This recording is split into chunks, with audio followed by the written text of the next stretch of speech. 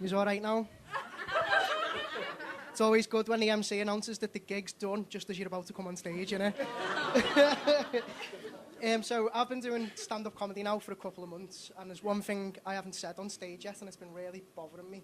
So I thought I'll just get it out the way nice and early tonight. So, you're a cunt.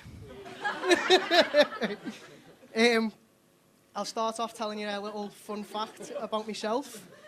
I grew up not knowing my dad. It gets funnier, don't worry.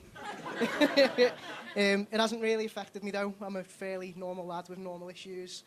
Clinical depression, suicidal thoughts. You know, the cool ones. One thing it has done for me though is it's made me really determined that I want to be the best dad that I can be, which is pretty hard because I haven't got any kids.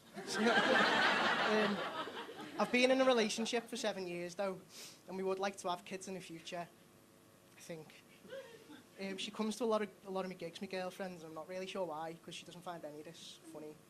I think it's a combination of like moral support and also so she can use it against me when we argue in the future. So just in the middle of an argument, she'll be like, yeah, but remember when you said this about me on stage? So with that in mind, if she does get offended by any of this, she can fuck off. I do get a point though, like, nobody wants to do this to a child, do they? I'm bald before I'm 30. I'm short, I'm chubby, I'm a borderline alcoholic. I look a little bit like someone just grabbed a potato and just shoved it on top of a clothes hanger, just like... One thing she really doesn't like about me is that she says I spend far too much time on the toilet when I go for a shit. Right. But there are lads in this room now, and if you're in a relationship and you don't do it yet, you definitely will. Because it's the only place you can go in the house where you get any peace at all. She won't walk in on you and want to talk to you while you're having a shit on the bog. So I go in there fully armed. I've got my phone, my iPad, headphones in case I want to watch a bit of porn, and I don't want her to hear the moaning. So I just be sitting there like, ah! Ah! It's like, if she walks past and I'm watching porn with my headphones in, all she's going to hear is me just going, ugh.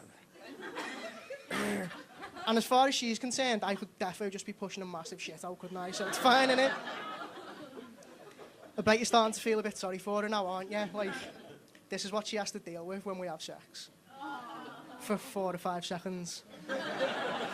Until one of us starts crying. So anyway, I went in there the other day, the dream zone. I've got about to sit down, have a good time for half an hour on my own in peace, and I realise I've forgotten to take anything in with me. I was sitting, staring around the room in desperation. Bingo. Colgate tube. You'll do, you minty bastard. I sat there for half an hour reading the back of the Colgate tube. I read every fucking word on that tube, right? I only speak English, but I can tell you in 4 different languages how you can prevent a plaque build-up.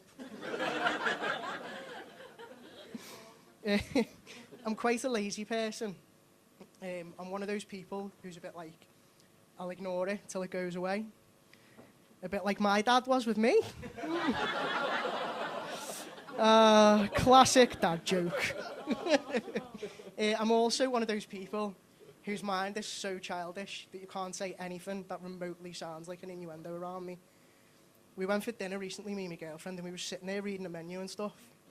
And then I was like, right, I'm going to check the football scores, because priorities. So I'm sitting there reading the live text for one of the games, and I just read this sentence. Fisted away by the goalkeeper. I was gone. I was just sat there imagining weird fisting situations involving goalkeeper gloves, just like trapped in a vortex of my own disgusting mind. And then about 5 minutes later, I realised I hadn't said anything. And I thought, right, shit, she's going to know I'm not listening here. So I thought, right, I better say something. I went with the classic. Yeah, I know what you mean. That Deborah does sound like a bitch. Boom, safe. Wrong.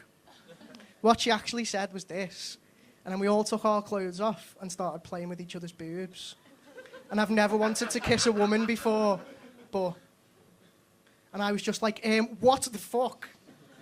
But to be fair, like, she played the game well, didn't she? So I've got nothing but respect for that. I'm starting to feel old physically, like even if I'm not old mentally. Hangovers aren't the same anymore.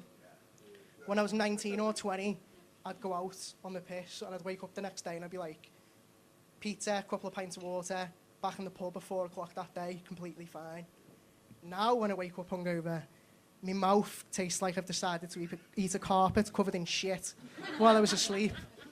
And I think to myself, do you know what's going to help this hangover? Death. Death is the only thing that's going to help this hangover. And you've got no one else to blame but yourself, because you know exactly how shit you're going to feel when you do it. And I am one of the worst for it.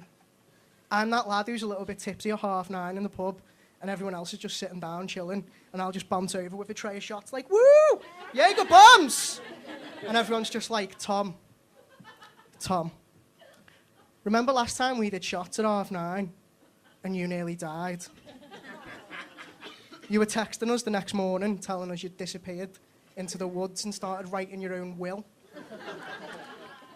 We had to send the search and rescue team out to look for you. They found you naked, cradle in a tree, crying and singing Somewhere Over the Rainbow. Right, that's me, guys. Thanks a lot.